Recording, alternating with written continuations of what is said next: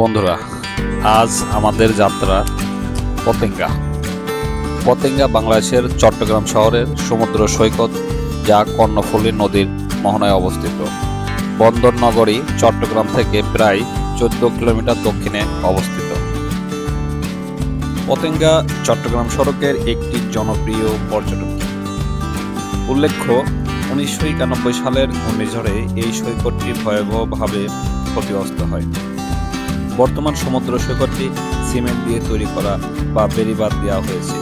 এই ঘূর্ণিঝড় ক্ষতিগ্রস্তে উপকূলীয় এলাকায় উদ্ধারকারী হিসেবে এগিয়ে আসে অপারেশন সি অ্যাঞ্জেল নামক উভয়চর।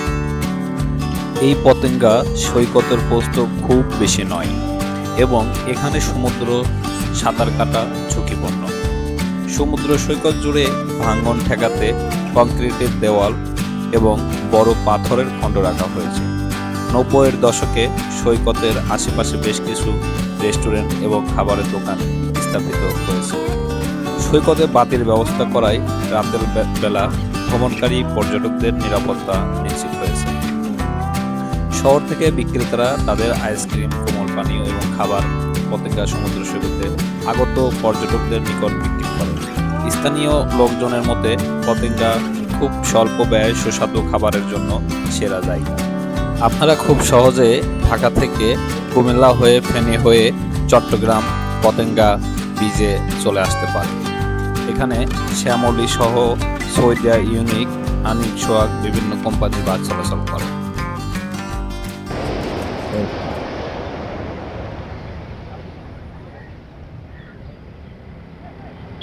এই যে বড় বড় জাহাজ, এগুলো হলো পণ্যবাহী জাহাজ।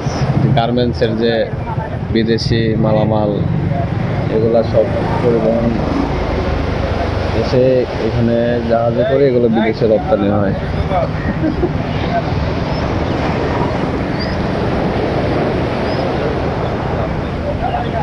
কত দেখুন, এখন হলো ভাটা, যার জন্য যখন জোয়ার হবে পানিগুলো এখানে চলে আসবে। এই যে পানিগুলো এখানে চলে আসবে। এখন ভাটা, যার জন্য পানি অনেক দূরে নেমে গেছে। আর এই যে জাহাজগুলা দেখুন,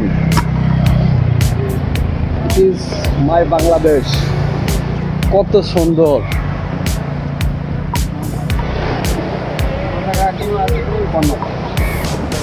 দেখুন,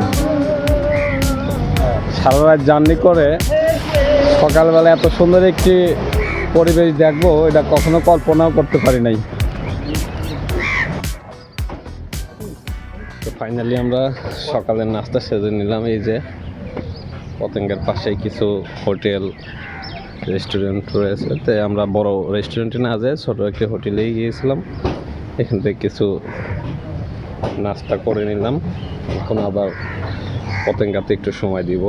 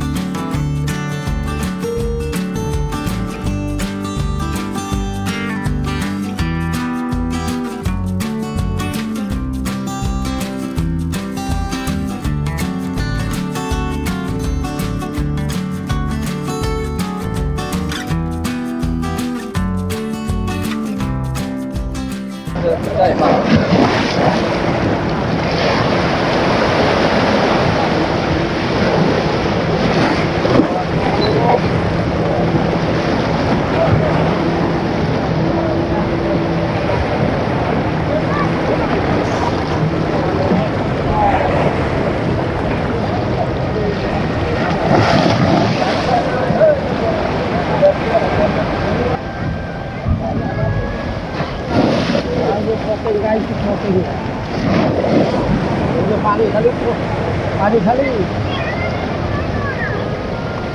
আরে তুমি যখন বড় মানে তাহলে এমনি করে নিয়ে আসতো।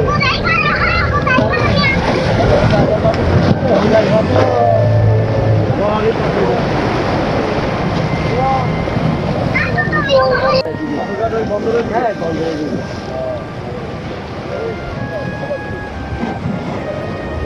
থেকে তো সন্দীপের গাড়ি ইয়া থাকে দোলা থাকে নাকি? হ্যাঁ আঙ্কেল এদিকে গেলে তো আমরা এখন এই যে স্পিড বোর্ডে উঠবো আর কি, একটু ঘুরবো।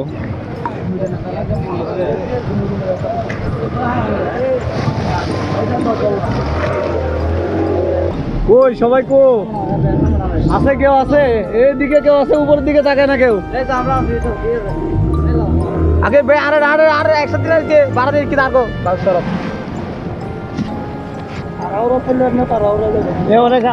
গাড়িতে নামাই দাও আগে, ওরা কোনো নামাবো নামাই দাও।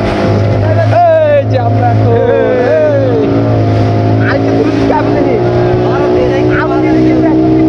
আমরা আছি পতেঙ্গায় স্পিড বোর্ডের উপরে। হ্যাঁ সবাই আছে, সবাই আগে পতেঙ্গা সবাই যাবে সবাই।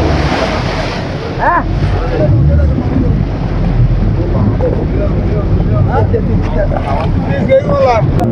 এই সাগর পারে আইসায় আমার মাতাল মাতাল লাগে, এই রূপ দেখিয়াই আমার যেন কেমন কেমন লাগে।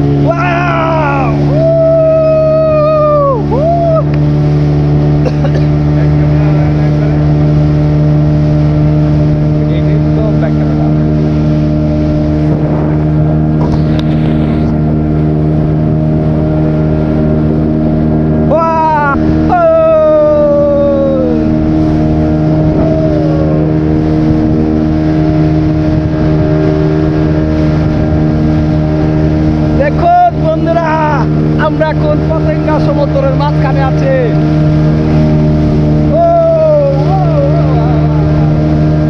এই যে জাহাজ দেখুন কত বড়, হ্যাঁ দেখুন কত বড় জাহাজ।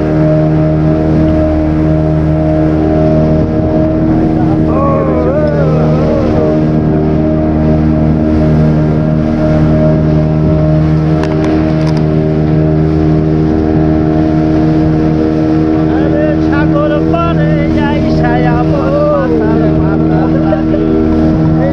না ঠিক আছে ঠিক আছে, কোনো সমস্যা নাই। ওই সাগরে কিন্তু পাইছে মজা লাগবো না, মজা না লাগবে। আমাদের ঘরে নিতো এই যে আমাদের তারেক ভাই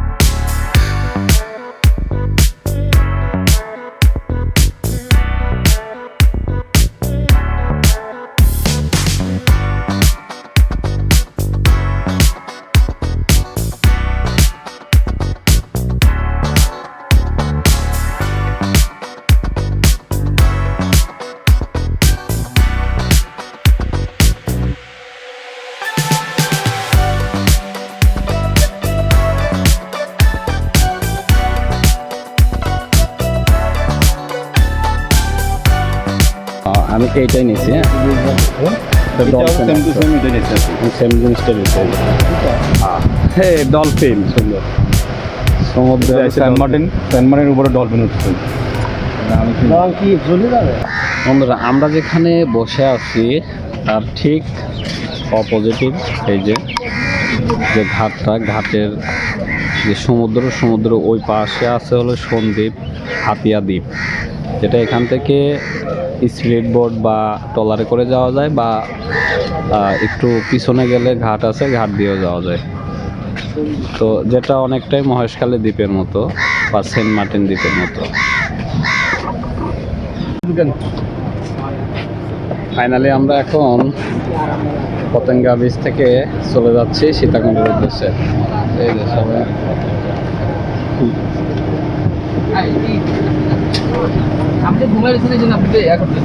ভাই ওই বন্ধুরা, আমার ভিডিওটি যদি ভালো লেগে থাকে অবশ্যই আমার চ্যানেলটি সাবস্ক্রাইব করে দিবেন এবং পরবর্তী ভিডিও দেখার জন্য পাশে থাকা বেল আইকনটি ক্লিক করে দিবেন।